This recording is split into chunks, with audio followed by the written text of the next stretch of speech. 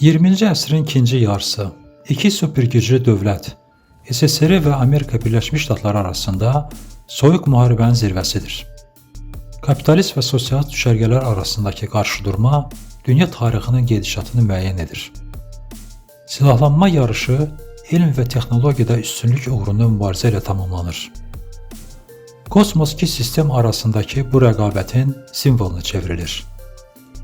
Kosmos yarışı soyuq müharibənin ayrılmaz hissəsi idi və 1950-ci illərin sonlarından 1970-ci illərin ortalarına qədər davam etmişdi. İki supergüc dövləti öz üstünlüklərini nümayiş etdirməyə və siyasi sistemlərinin, iqtisadi sistemlərinin və həyat səviyyələrinin üstünlüyünü sübut etməyə çalışırdı. Kosmosda qələbə milli nüfus məsələsi idi və mühüm ideoloji və təbliğat əhəmiyyətinə malik idi. Eyni zamanda bu, həm də xəyalpərəstlərin, cəsur öndərlərin hekayəsi idi. Kosmos yarışında yalnız iki iştirakçı dövlət var idi. Bu, Sovet İttifaqı və Amerika Birləşmiş Ştatları idi. Kosmos yarışından danışarkən, İkinci Dünya müharibəsi haqqında danışmamaq mümkün deyil. İkinci Dünya müharibəsi gedən zaman, raket texnologiyası əsasən silah kimi istifadə olunurdu və burada nasist Almaniyası mübahisəsiz lider idi. İlk uzaq mənzilli ballistik raket olan məşhur V2 raketini məhz Alman dizaynerləri yaratmışdı. Bu silah müharibənin gedişatına həlledici təsir göstərməsə də, V2 raketi böyük texnoloji irəliləyiş oldu. Bəşəriyyət ilk dəfə olaraq yer kürəsinin cazibə qüvvəsini dəf edə bilən və kosmosa çıxa bilən bir cihaz əldə etmişdi. Üçüncü Reyxin məğlubiyyətindən sonra həm SSR, həm də ABŞ, Alman raket mütəxəssisləri və raket nümunələri əldə etmək üçün əsl mübarizəyə başladılar. Nəticədə Wernher von Braun'un başçılığı altında bir çox Alman alimləri Amerikaya getdilər. Ələ keçirən V2 raketləri ilk Sovet və Amerika ballistik raketlərinin prototiplərinə çevrildilər. Lakin kosmik yarış təkcə raket texnologiyasına əsaslanmırdı. İkinci Dünya müharibəsi başa çatdıqdan sonra qısa müddət ərzində keçmiş müttəfiqlər olan SSR və ABŞ arasında soyuq müharibə başladı. İki superdövlət arasındakı ideoloji, geosiyasi və hərbi rəqabət 10 illiklər boyu dünyanı iki düşərgəyə böldü. Soyuq müharibə dövründə nüvə raketi potensialı da daxil olmaqla hərbi gücün genişlənməsi qarşıdurmada əsas məqsəd kimi qəbul edildi. Planetin istənilən nöqtəsinə nüvə başlığı çatdıra bilən qitələr arası ballistik raketlərə malik olmaq ön plana çıxdı. Bu cür raketlərin yaradılması həm Sovet, həm də Amerika alimləri üçün prioritet məsələyə çevrilmişdi. 1950-ci illərin sonlarında həm SSR, həm də ABŞ əvvəlcə hərbi məqsədlər üçün yaradılmış güclü raketlərə sahib idi. Lakin tezliklə məlum oldu ki, eyni raketlər bəşəriyyət üçün kosmosa yol aça bilər. Beləliklə, soyuq müharibənin əvvəlində olan raket qarşıdurmasından kosmik yarış başladı. Kosmosun fəthindən danışarkən, SSR və ABŞ-ın kosmik proqramlarının arxasında duran iki əsas şəxsi qeyd etməmək mümkün deyil. Sergey Korolyov və Wernher von Braun. Bu insanlar sadəcə mühəndis və konstruktor deyildilər. Onlar elmi fantastikanı reallığa çevirməyə bacaran, xəyalpərəst və uzaqgörən insanlar idilər. Raket və kosmik sistemlərin konstruktoru olan Sergey Korolyov haqlı olaraq Sovet kosmonavtikasının atası hesab olunurdu. Məhz onun rəhbərliyi altında ilk Sovet uzaq mənzilli ballistik raketlər yaradıldı və bu raketlər kosmik uçuşların əsasını təşkil etdi.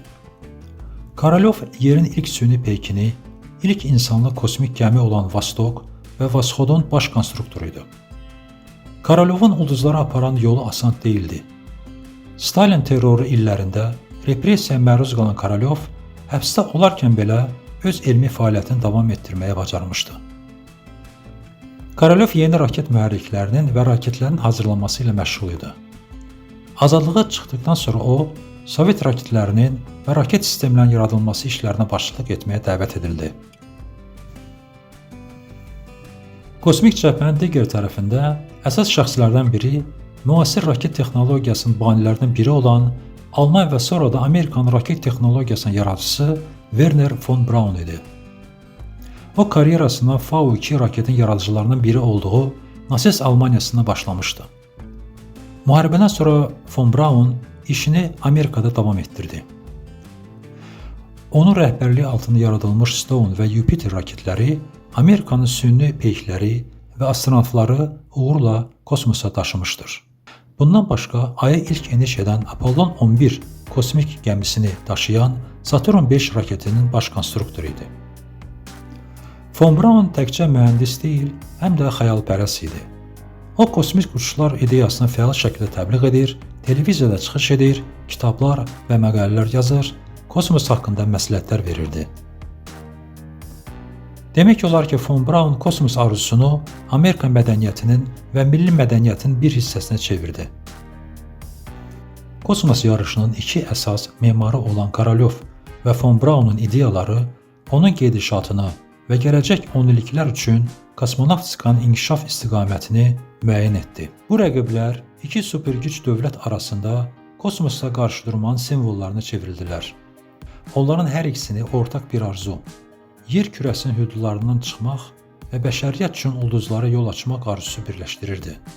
Və hər ikisi bu arzunun gerçəkləşməsinə böyük töhfə vermişdi.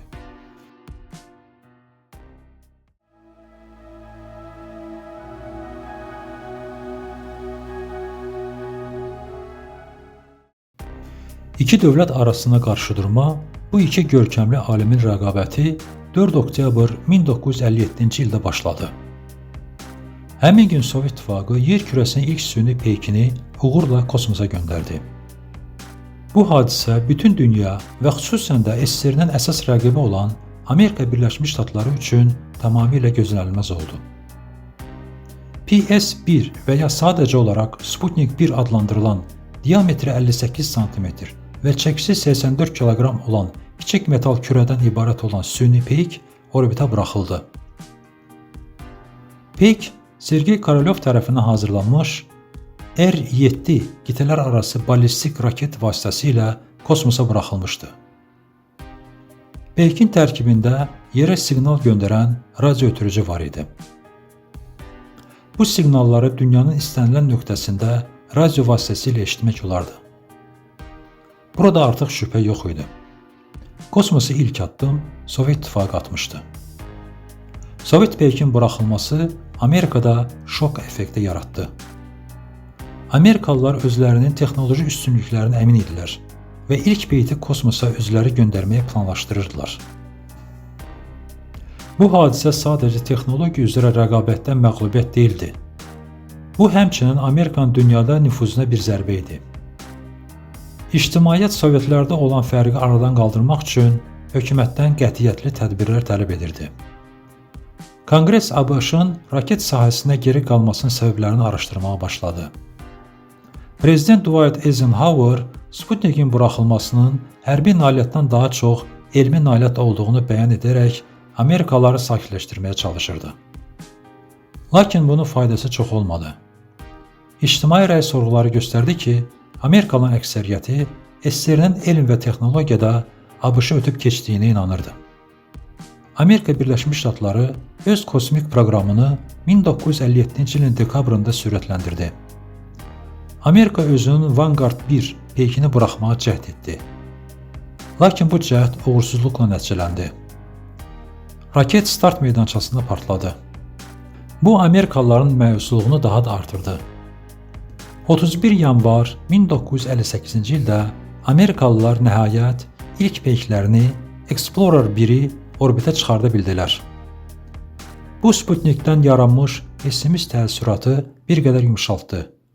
Amma SSR-nin kosmik yarışda irəlidə olması təəssüratı hələ də qalmışdı.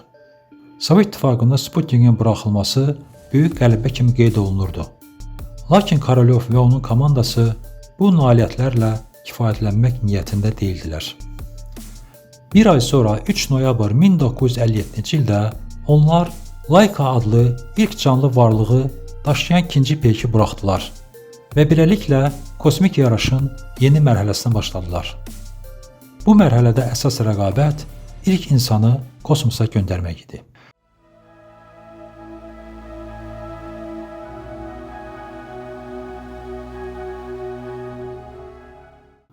İnsanı kosmosa göndərməzdən əvvəl alimlər canlı orqanizmin kosmik uçuş şərtlərinə tab gətirə biləcəyinə əmin olmalı idilər. Bu məqsədlə heyvanlardan istifadə etmək qərarı alındı və burada ilk peykin buraxılışında olduğu kimi Sovet İttifaqı yenidən Amerikanı arxada qoydu. 3 noyabr 1957-ci ildə Sputnik 1 süni peykinin buraxılışından bir aydan az müddət ərzində SSR Sputnik 2 süni peykini orbitə çıxartdı və onun göyərtəsində ilk kosmik səyyah olan Laika adlı it var idi. Bu görünməmiş bir təcrübə idi. Heç kim canlı orqanizmin çəksizlik şəraitində necə sağ çıxacağını dəqiq bilmirdi. Laika adlı it sakit təbiəti və kiçik ölçüsünə görə uçuş üçün seçilmişdi. Uçuşdan əvvəl o bir sıra intensiv təlimlərdən keçdi. Təəssüf ki, Sovet İttifaqının o dövrdə olan texnologiyası peykin orbitdən qayıtmasına imkan vermirdi və Laikanın uçuşu əvvəldən uğursuzluğa məhkum idi. Alimlər onun təxminən bir həftə orbitdə yaşaya biləcəyini, bundan sonra isə oksigen çatışmazlığından öləcəyini planlaşdırırdılar. Lakin sonradan məlum oldu ki, Laika daha əvvəl startdan bir neçə saat sonra həddən artıq istilik və stressdən həlak olmuşdu. Laikanın faciəli taleyinə baxmayaraq, onun uçuşu kosmik tədqiqatlarda mühüm bir mərhələyə çevrildi. Laikanın uçuşundan əldə olan məlumatlar göstərdi ki, canlı orqanizm orbitə çıxdıqda və çəksizlik şəraitində sağ qala bilər ki, bu da insanın kosmosa uçuşuna yol açdı. SSR-in orbitə ilk heyvanı göndərməkdəki uğuru Amerika Birləşmiş Ştatlarının nüfuzuna bir daha zərbə oldu. Amerikalılar heyvanların kosmosa buraxmaq proqramını gücləndirdilər. Lakin SSR itləri güvənirdisə, ABŞ-da kosmosdakı ilk Amerika heyvanı 31 yanvar 1961-ci ildə Mercury Stone 2 kosmik gəmisində buraxılan şimpanze Ham idi. Laikadan fərqli olaraq Ham pasiv uçuş keçirmədi. O işıq siqnallara cavab olaraq düymələrə basaraq sadə tapşırıqları yerinə yetirmək üçün təlim keçmişdi. Bu, canlı məxluqun yalnız kosmik uçuşda sağ qala biləcəyi ilə deyil, həm də çəksizlik şəraitində işləyə biləcəyini göstərməli idi. Hamın uçuşu ideal değildi. Eniş zamanı hava sızması baş verdi və eniş aparatı hesablanmış nöqtədən bir neçə yüz kilometr aralıda indi. Bu uçuşun uğuru Amerikanın Mercury proqramının insanları kosmosa göndərməyə hazır olduğunu göstərdi. İlk kosmik heyvanların taleyi fərqli oldu. Laika əbədi olaraq orbitdə qaldı və Sputnik 2 ilə birlikdə yandı. Lakin Ham uzun ömür sürdü. İctimaiyyətin sevimlisinə və Amerika kosmik proqramının simvoluna çevrildi. O, 1983-cü ildə 26 yaşında vəfat etdi.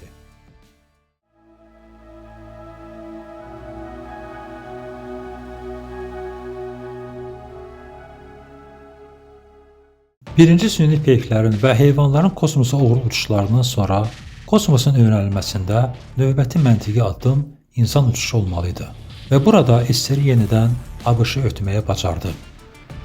12 aprel 1961-ci ildə Sovet kosmonavtı Yuri Gagarin Vostok 1 kosmik gəmisində bəşər tarixində ilk orbital kosmik uçuşu həyata keçirdi. Bu missiya üçün hər şey yeni idi. Kosmik gəminin özü, həyat təminat sistemi və kosmonavtın skafandrı. Heç kim insan bədəninin uçuş və eniş zamanı yüklənməyə qarşı necə mübarizə aparacağını və ya çəksizlik şəraitində necə hiss edəcəyini dəqiq deyə bilməzdi. Yuri Gagarin uçuşu 108 dəqiqə davam etdi və bu müddət ərzində Vostok gəmisi yer kürəsinin ətrafında bir dəfə dövr etdi. Kosmik gəminin bütün sistemləri normal işləyirdi. Gagarin özünü yaxşı hiss edirdi və hətta uğurlu enişdən qabaq çəksizlik şəraitində nahar etməyi də bacardı. Gagarin şöhrət gözləyirdi. Sovet nailiyyətlərinin dünyaca məşhur simvolu və milyonlarla insan üçün qəhrəman olan Gagarin uçuşu ABŞ üçün əsl sınaq oldu. Amerikalılar bir daha SSR-nin kosmik yarışda onları geridə qoyduğunu etiraf etmək məcburiyyətində qaldılar. Gagarin uçuşundan 3 həftə sonra 5 may 1961-ci ildə Amerikalı astronavt Alan Shepard Redstone 3 kosmik gəmisində Amerikanın ilk pilotlu kosmik uçuşunu həyata keçirtdi. Onun uçuşu suborbital idi. Təxminən 186 km hündürlüyə qalxdı. Lakin yer ətrafı orbitə daxil ola bilmədi. Uçuş 15 dəqiqədən bir qədər çox davam etdi. Buna baxmayaraq, Shepardın uçuşu ABŞ-da böyük bir uğur və kosmik tədqiqatlarda mühüm addım kimi qarşılandı. Shepardın suborbital uçuşu ABŞ-ın kosmik yarışda SSR-dən ciddi şəkildə geridə qaldığını göstərdi. Bu boşluğu aradan qaldırmaq üçün Prezident John Kennedy 60-cı illərin sonlarına kimi Apollon proqramı çərçivəsində Aya uçmaq planını bəyan etdi.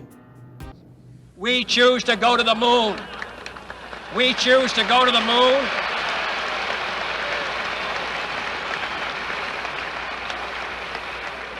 We choose to go to the moon in this decade and do the other things, not because they are easy, but because they are hard.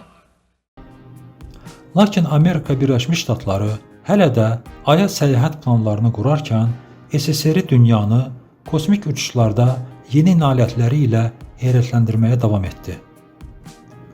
1961-ci ilin avqustunda German Titov Vostok 2 gəmisində ilk dəfə 24 saatlıq orbital uçuş həyata keçirtdi.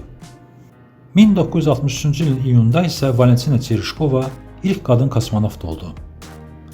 18 mart 1965-ci ildə Sovet kosmonavtı Aleksey Leonov ilk dəfə olaraq açıq kosmosa çıxdı. Voskut 2 kosmik gəmisindən ayrıldıqdan sonra Leonov açıq kosmosda 12 dəqiqə keçirtdi və gəmidən 5,5 metrə qədər məsafədə ayrıldı. Bu çıxış az qala faciə ilə başa çata bilərdi.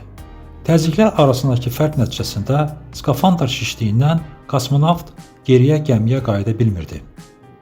Yalnız həyatını təhlükə ataraq skafandrdakı təzyiqi azaltmaqla Leonov gəminin şlüzündən içəri girməyə bacardı. SSR-in bu uğurları ABŞ-ın qarşısında çətin bir vəzifə qoydu. Kosmik yarışda Sovetlərə nəinki çatmaq, həm də onları ötmək üçün cavab məhz 1960-cı ilin sonuna qədər Amerika astronavtlarının Aya endirilməsi hədəfləyən Apollon proqramı idi. Lakin Amerikalılar Ay missiyasına hazırlaşarkən SSR-i yeri yaxın orbiti araşdırmağa davam edirdi. Bu uçuşlar faciəsiz keçmədi. 24 aprel 1967-ci ildə kosmonavt Vladimir Komarovun olduğu Soyuz 1 kosmik gəmisi yerə qayıdarkən qəzaya uğradı. Fəlakətin səbəbi paraşüt sisteminin sıradan çıxması idi. Bundan sonra daha bir faciə baş verdi. 27 mart 1968-ci ildə yer kürəsinin ilk kosmonavtı olan Yuri Gagarin təyyarə qəzasına həlak oldu. Onun ölümün səbəbləri hələ də mübahisəlidir. Lakin bu itkilərə baxmayaraq Sovet kosmik proqramı irəliləməkdə davam edirdi. 1968-ci ilin oktyabrında Soyuz 3 kosmik gəmisi dünyada ilk dəfə pilotsuz Soyuz 2 kosmik gəmisi ilə birləşdi və 1969-cu ilin yanvarında iki pilotlu kosmik gəminin Soyuz 4 və Soyuz 5-in ilk birləşməsi baş verdi. Amerika kosmonavtikası da faciəsiz ötüşmədi. 27 yanvar 1967-ci ilin yerüstü sınaqları zamanı Apollon 1 kosmik gəmisi alovlandı və 3 astronavt həlak oldu.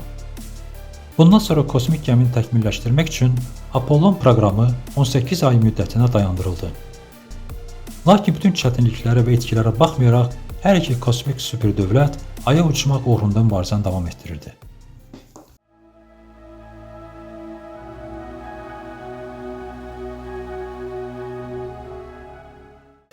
Birinci mərhələ Aya avtomatik zondların göndərilməsi ilə və gələcəkdə insanlı missiyalar üçün mümkün eniş yerlərinin axtarışı idi. 14 sentyabr 1959-cu ildə Sovet Luna 2 gəmisi ilk dəfə Ay səthinə çatdı. Həmin ilin 4 oktyabrında Luna 3 Ayın uzaq tərəfinin ilk fotoşəklini çəkdi. Amerika Birləşmiş Ştatları bir neçə uğursuzluqdan sonra Ranger proqramı çərçivəsində bir sıra zondlar buraxmaqla cavab verdi. Ranger 7 qəzaya uğramazdan əvvəl 1964-cü ilin iyul ayında Ay səthinin ilk ətraflı görüntülərini ötürdü. Növbəti addım Aya yumşaq enişlər etmək idi və yenə də Sovet İttifaqı Amerikanı qabaqladı. 3 fevral 1966-cı ildə Luna 9 aparatı Aya ilk yumuşaq eniş etdi və Ay səthinin panoramik görüntülərini ötürdü. Həmin ilin 24 sentyabrında Amerikanın Surveyor 1 aparatı da yumuşaq eniş etdi. SSR-2 kosmonavtdan ibarət heyətlə Aya çatmağa qadir olan N1 daşıyıcı raket yaratmaq üçün bir proqram hazırladı. Lakin 1969-1972-ci illərdə 4 N1 raketin hamısı sınaq zamanı qəzaya uğradılar. Amerikada Apollon proqramı tam gücü ilə davam edirdi. 1967-ci ilin yanvarında Apollon 1-də baş verən faciəli yanğından sonra Apollon proqramı dayandırıldı. Lakin artıq 1968-ci ilin oktyabrında Apollon 7 aşağı yer orbitində uğurlu bir pilotlu uçuş həyata keçirdi. Elə həmin ilin dekabr ayında Apollon 8 ilk dəfə ayın ətrafında dövr etdi. Bu vaxt SSR avtomatik stansiyalarla ayı tədqiq etməkdə davam edirdi. 1970-ci ilin noyabrında yerdən idarə olunan Lunoxod 1 ay səthində işinə başladı. O 20 mindən çox fotoşəkil ötürdü və ayda 10 kilometrdən çox məsafə qət etdi. Lakin ay yarışında əsas nailiyyəti Amerika əldə etmişdi. 16 iyul 1969-cu ildə Kennedy kosmodromundan Saturn 5 raket daşıyıcı vasitəsilə Apollon 11 kosmik gəmisi Aya yola düşdü. Bu, ay yarışında həll edəcək bütün Amerika proqramının kulminasiya nöqtəsi idi.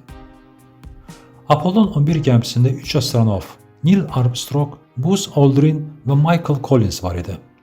3 gün sonra 20 iyul tarixində Armstrong və Aldrin olduğu ay modulu əsas gəmidən ayrılaraq enişə başladı.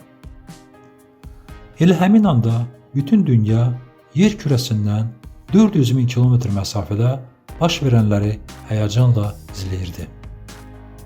Nəhayət ay modulu uğurla Aya eniş etdi. Bir neçə saat sonra ay modulunun lüku açıldı və Neil Armstrong ayın səthinə çıxaraq tarixi bir ifadə söylədi. Bu insan üçün kiçik bir addımdır, lakin bəşəriyyət üçün nəhəng bir sıçrayışdır. Sonra Buzz Aldrin ona qoşuldu. Birlikdə onlar ayın səthində təxminən 2 saat vaxt keçirdilər. Orada onlar Amerika bayrağını sancdılar, torpaq nümunələrini götürdülər və bir sıra elmi təcrübələr apardılar. Aya eniş Amerika kosmik proqramının ən böyük qələbəsi oldu. Amerika Birləşmiş Ştatları nəhayət kosmik yarışda SSR-ni keçə bildi və 7 il əvvəl Prezident Kennedy-nin qoyduğu məqsədə çatdı. Bu təkcə texnoloji qələbə deyil, həm də güclü təbliğat uğuruydu. Amerika Birləşmiş Ştatları bütün dünyaya öz elm və texnologiyasının və nəticədə öz ictimai quruluşun SSR-dən üstün olduğunu nümayiş etdirdi. Apollon 11-in uğuru SSR üçün ağır zərbə oldu və onun ay yarışında geridə qaldığı aydın oldu. Yaxın zamanlara kimi çox təsirli görünən Sovet kosmik nailiyyətləri Amerikanın aydakı qələbəsi fonunda zəif görsənməyə başladı. Lakin Amerika Birləşmiş Ştatları bununla dayanmadı. Apollon 11-dən sonra daha 5 uğurlu ay missiyası həyata keçirildi.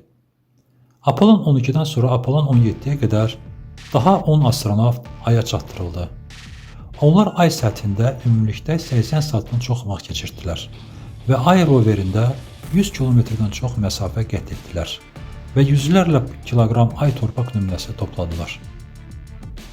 1970-ci ilin aprelində Apollon 13 missiyası xüsusilə dramatik oldu. Oksigen çəninin partlaması səbəbindən gəmi elektrik enerjisinin, oksigenin və su ehtiyatlarının çox hissəsini itirdi. Astronavtlar yerə qayıtmaq üçün ay modulundan xilasetmə qayığı kimi istifadə etməli oldular. Ekipajın və yerüstü heyətin qəhrəmancasının səyləri sayəsində Apollon 13 Sakit Okeana təhlükəsiz şəkildə eniş etdi. Ay yarışının sonu ilə bəşəriyyətin ayın kolonizasiyası üçün yeni bir dövrün astanasında olduğu görünürdü. Lakin reallıq fərqli oldu. Aya eniş başlanğıc deyil, əksinə kulminasiya nöqtəsi oldu. 1972-ci ilin dekabrında Apollon 17-dən sonra ay proqramı məhdudlaşdırılmış və planlaşdırılan Apollon 18, 19 və 20 missiyaları ləğv edilmişdi. Bunun bir neçə səbəbi var idi. Birincisi SSR-ni qabaqlamaq və Aya ilk eniş etmək üçün əsas məqsədə çatmışdılar. İkincisi, Aya ekspedisiyalar olduqca bahalı və mürəkkəb idi. Üçüncüsü, Vyetnam müharibəsi, vətəndaş hüquqlarının uğruna mübarizə və iqtisadi çətinliklərdən bezən Amerika cəmiyyəti kosmosa marağını itirmişdi. SSR-də Enmir raketin uğursuzluğundan sonra Sovet İttifaqının Aya insan göndərmək yarışında ucuzluğu məlum oldu. Aya insanlı uçuş proqramı bağlandı və səylər pilotsuz stansiyalarla Ayı tədqiq etməyə və orbital stansiyalar yaratmağa yönəldildi. 1970-76-cı illərdə SSR Lunoxod proqramını həyata keçirtdi. İki uzaqdan idarə olunan rover, Lunoxod 1 və Lunoxod 2 Ay səthində təxminən 1 il keçirərək 40 kilometrdən çox məsafə qət etdilər və 100 millərlə fotoşəkil və çoxlu sayda elmi məlumatı yerə ötürdülər. Ay yarışı başa çatdıqdan sonra həm SSR, həm də ABŞ kosmik proqramların diqqətini uzun müddətli orbital stansiyaların yaradılmasına yönəltməyə başladılar. Əgər əvvəllər əsas məqsəd Aya ilk çatmaq idisə, indi insanın kosmosda uzun müddətli qalması vəzifəsi ön plana çıxdı. SSR kosmik yarışın yeni mərhələsinə başlayan ilk ölkə oldu. 19 aprel 1971-ci ildə dünyanın ilk orbital stansiyası olan Salyut 1 orbita buraxıldı. Bu təxminən 18,5 ton ağırlığında olan və 3 kosmonavtdan ibarət heyət üçün nəzərdə tutulmuş nisbətən kiçik bir stansiya idi. 23 apreldə göyərtəsində heyət olan Soyuz 10 kosmik gəmisi Salyut 1-ə buraxıldı. Lakin texniki problemlər üzündən birləşmə uğursuz oldu və heyət yerə qayıtmalı oldu. İyunun 7-sində Soyuz 11-in heyəti tərəfindən həyata keçirilən növbəti cəhd uğurlu oldu. Kosmonavtlar Georgi Dobrovolski, Vladislav Volkov və Viktor Patsayev orbital stansiyada işləyən ilk insanlar oldular. Onların missiyası 23 gün davam etdi. Bu da kosmik uçuşun müddəti üçün yeni rekord idi. Lakin bu missiya faciə ilə başa çatdı. Orbital stansiyadan ayrıldıqdan sonra Soyuz 11 eniş modulunun təzyiqi aşağı düşdü və bu faciədən sonra bütün heyət həlak oldu. Soyuz 1-ə uçuşlar dayandırıldı və stansiyanın özü orbitdən çıxarıldı. Lakin Salyut proqramı bununla bitmədi. 1974-cü ildən 1982-ci ilə qədər SSR bu seriyada daha 6 stansiyanı işə saldı. Bu stansiyaların tədricən ölçülərini artırdı və heyətlərin yaşayış və iş şəraitləri yaxşılaşdırıldı. Elmi təcrübələr proqramı genişləndirildi. Amerika Birləşmiş Ştatları orbital stansiya yarışına biraz gec qoşuldu. 14 may 1973-cü ildə Skylab stansiyası orbita buraxıldı. Skylab Sovet stansiyalarından daha böyük və daha rahat bir stansiyaydı. Skylabda müvafiq olaraq 28, 59 və 84 gün davam edən 3 ekspedisiya fəaliyyət göstərirdi. Astronavtlar tibbi və bioloji təcrübələr apararaq yer kürəsini, günəşi və digər ulduzları müşahidə etdilər. Stansiyanı cəmi 9 astronavt ziyarət etdi və onlar orbitdə cəmi 100.000 saat keçirtdilər. Lakin 1974-cü ilin fevral ayında 3-cü ekspedisiyadan sonra Skylab işini dayandırdı. Növbəti stansiya olacaq Freedom stansiyası yalnız 1980-ci illərin sonları üçün planlaşdırılırdı. Beləliklə, 80-ci illərin sonlarına kimi SSR stansiya yarışında yeganə iştirakçı oldu. Sovet kosmonavtları yeni müddət rekordlarını qırdılar və orbital stansiyalar Sovet İttifaqı uçuşlarının əsasını təşkil etdi.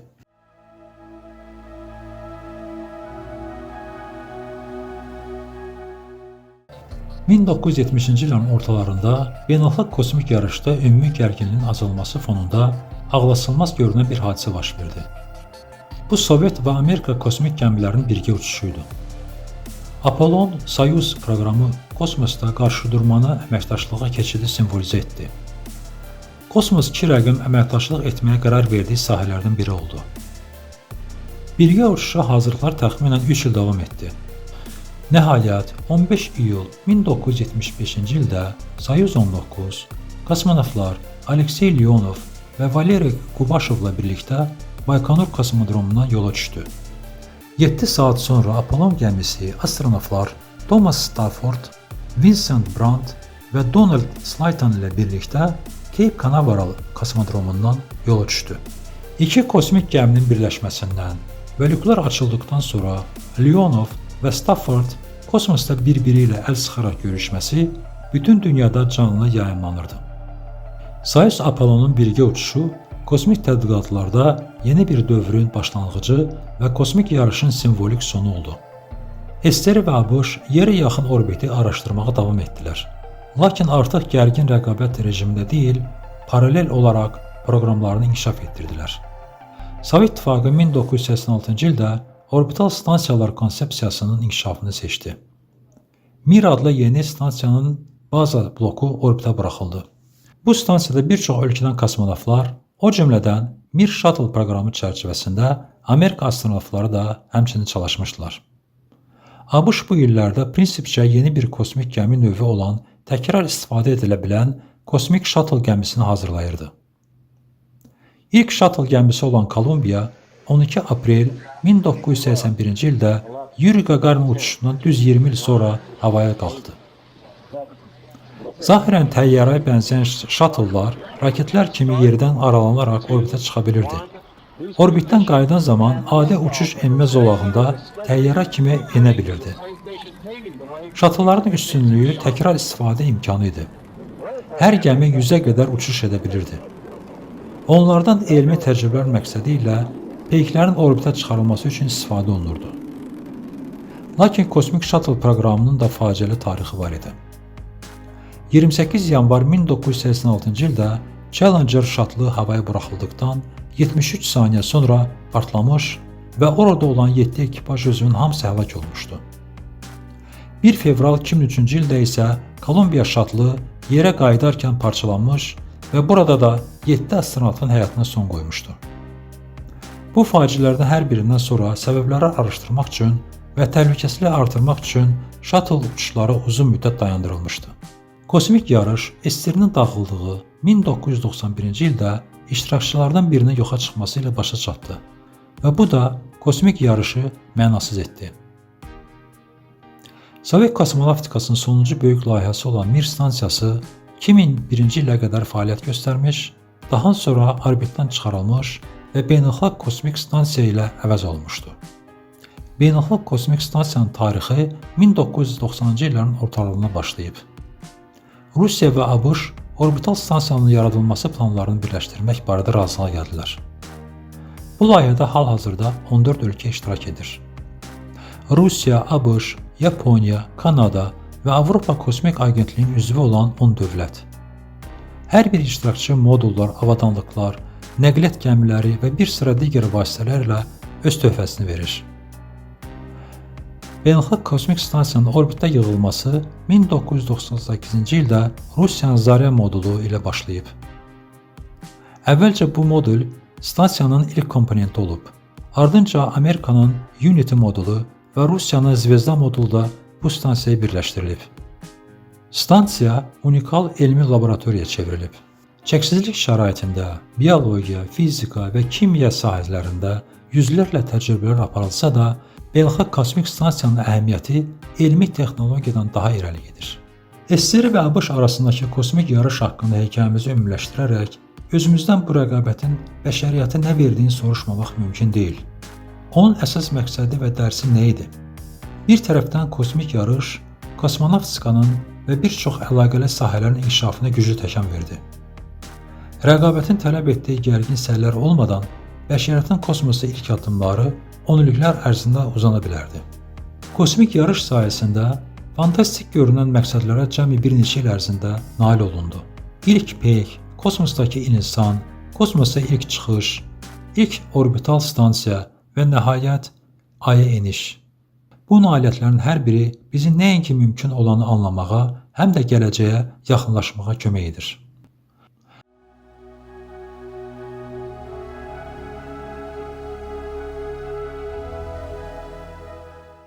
Soyuq müharibə dövründən sonra kosmik yarış bir qədər zəifləsə də, 2000-ci ildən sonra texnologiyanın inkişafı ilə kosmos tədqiqatları yenidən sürətləndi.